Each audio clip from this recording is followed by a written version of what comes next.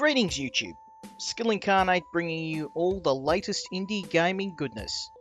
Today we're reviewing the game Equin the Lantern, the first of a trilogy of games by DXF Games. They were kind enough to give me a copy of their games, and we'll be looking at their other titles in a future video. Equin the Lantern is a top-down RPG in the vein of Legend of Zelda that adds some permadeath and some roguelike elements into the game, and they marry up very well. This is a simple game. It has its flaws, but I actually enjoyed it. So we're going to get into the game and I'm going to show you a little bit more about how it works.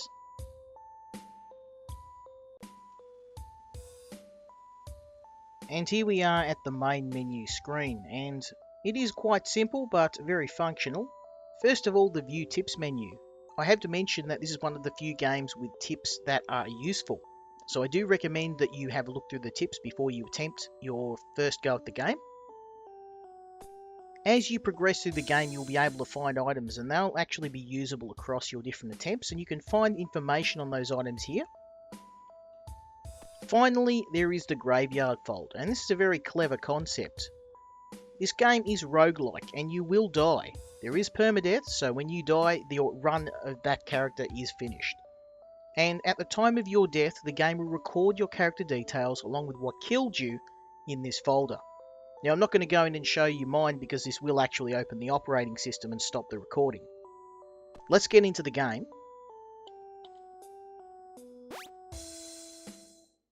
Now, the story is rather simplistic, but the opening is quite clever. Now, I have to keep reminding you that this is a one-person development team. For one person to have achieved this is very impressive. Now, your character is this rabbit-like character, and you go into the dungeon and you're able to choose your class. And these classes are very generic, but they are serviceable, and some of the classes are quite good. But I did find myself leaning towards the wizard, because the spells in this game are actually quite potent.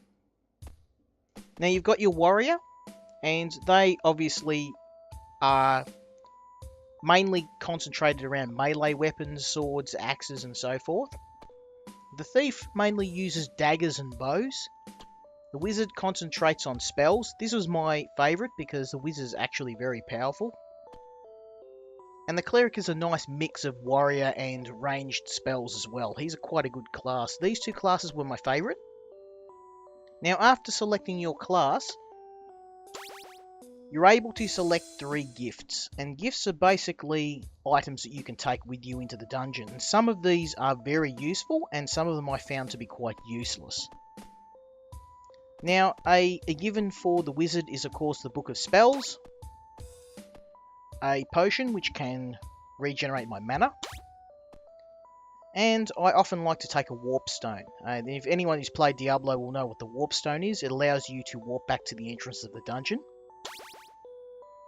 And we're able to finally pick a bonus. So I'm going to pick a nice rounded bonus, which will give me a bonus to all of my stats. I found that gold was not a problem in this game, and I was more wanting to be able to increase my damage and my HP. So all stats is a nice all-round bonus.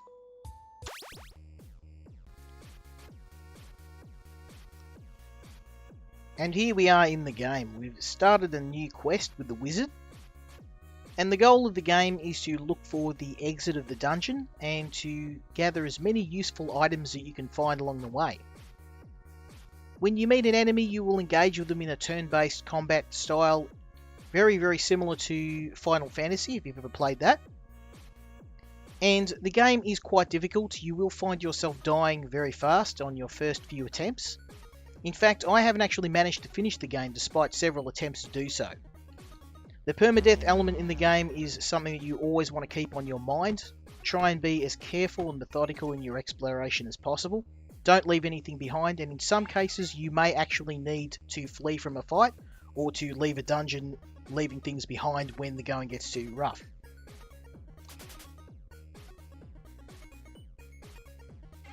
Now, you'll find random items in some of the boxes, like you can see here we've got a torch. You can also find food, like the banana. If you're really lucky, you'll find a store. And if you're really, really lucky, you'll find one of these. These are shrines, and if you've played Diablo, you'll know that these offer a random bonus.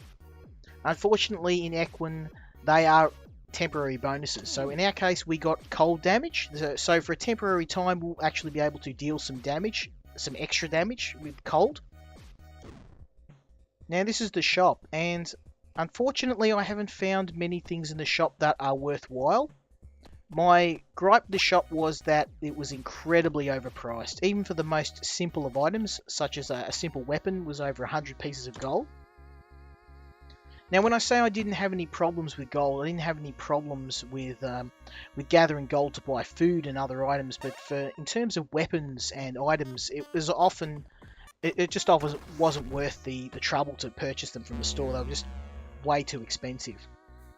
Now, one other thing I wasn't able to work out was this lantern in the top right hand corner. You can see the lantern is buzzing. I don't know what that signifies, whether that means that there's a time limit to finish the level in the game. It would be nice to work that out, but unfortunately I wasn't able to understand what that means.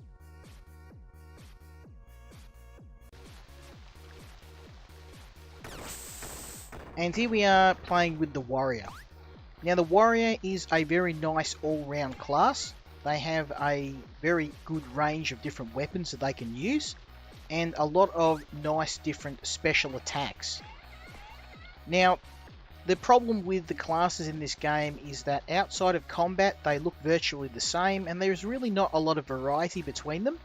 It would have been nice to start the different classes in different areas of the dungeon. So to have the wizard maybe in a different part of the dungeon to the warrior, and have the cleric maybe start in the temple area, just to add a little bit more variety in the playthroughs. But apart from in these combat scenarios where you're able to have different weapons and different special abilities like this tackle, there really isn't a lot of difference between the different characters. And you're going to find yourself playing these early levels quite often, as you will die a lot in this game, and I haven't, as I said, I haven't been able to finish this yet. So what's my final verdict regarding this game? Well, I'm going to rate it based on graphics, gameplay, replayability, and value for money. Now first of all, the graphics. The developer was going for an old school Nintendo feel, and they've definitely achieved that, but there was a couple of annoying bugs I have to mention. Now first of all, the lack of a full screen mode. This was really annoying. You'll notice that I don't actually have the game in true full screen, and that's because there isn't an option to play it in full screen. I had to actually make a few changes to my video editing software for you to see it as you can see it now. And this is something that should be present in all games. You should be able to play the game in full screen mode when a game has default window mode. It's a pet peeve of mine.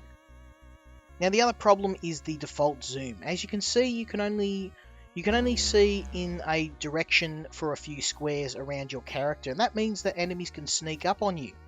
And the consequence of this is that they can get an attack of opportunity or a sneak attack very easily, and it feels cheap. And this is again something that could be easily fixed. Now moving on to the gameplay, and I have to mention a bit of a down point for this game is the lack of variety in terms of enemies, and also the dungeon design. It can feel a little bit plain at times, but one good thing is that once you get past the first few levels of the game, this actually changes significantly and it feels a lot more varied in terms of enemy design and the dungeon.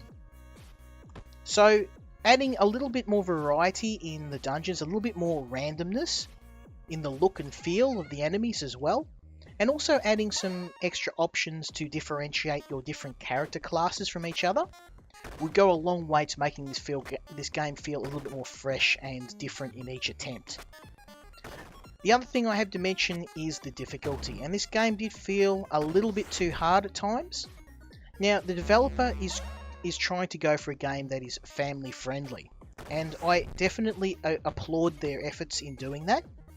There are not a lot of games on Steam that are family friendly, but the problem with this is the difficulty of the game.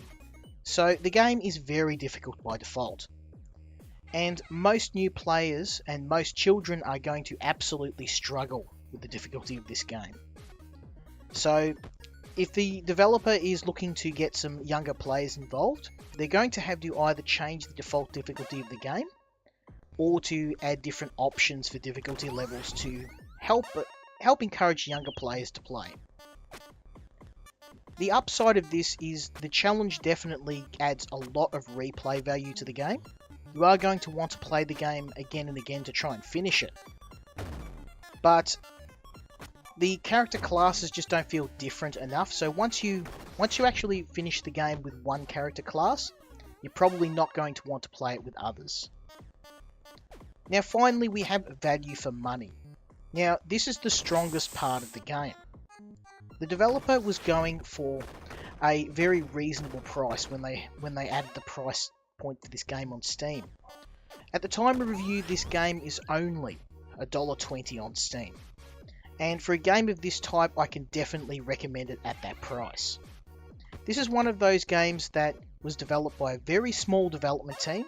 It does have its issues, but I've seen AAA games and I've seen especially indie games which were a lot worse than this game. I only had to point to Digital Homicide's last offering to give you an example of that. And this is a one-person development team. I do keep mentioning that, but we have to keep that in mind that one person made this entire game. So definitely can recommend the game at that price point. I'm going to give this game a 6 out of 10 overall. There are some issues with the game, and if they were fixed, that would definitely change the score of this game. But at the moment, there are some issues with the game that are preventing me from giving it a higher score. I still recommend this game because it was made by a very small development team. It has a very nice replay value. It is difficult, but it's one of those few games on Steam that's really well priced for what it's offering. So that was it for the review. I do recommend you go and try this game out. Despite my score, I still recommend this game. And I am going to, in future, cover the developer's other offerings. There are 2 other games by the developer on Steam. And I recommend you go and have a look at this game for the price it's at. And hopefully we'll see you for the next review. As always, if you enjoyed this, leave me a subscribe, leave me a comment or a like. And we'll see you for the next review. Until next time, Skill Incarnate out.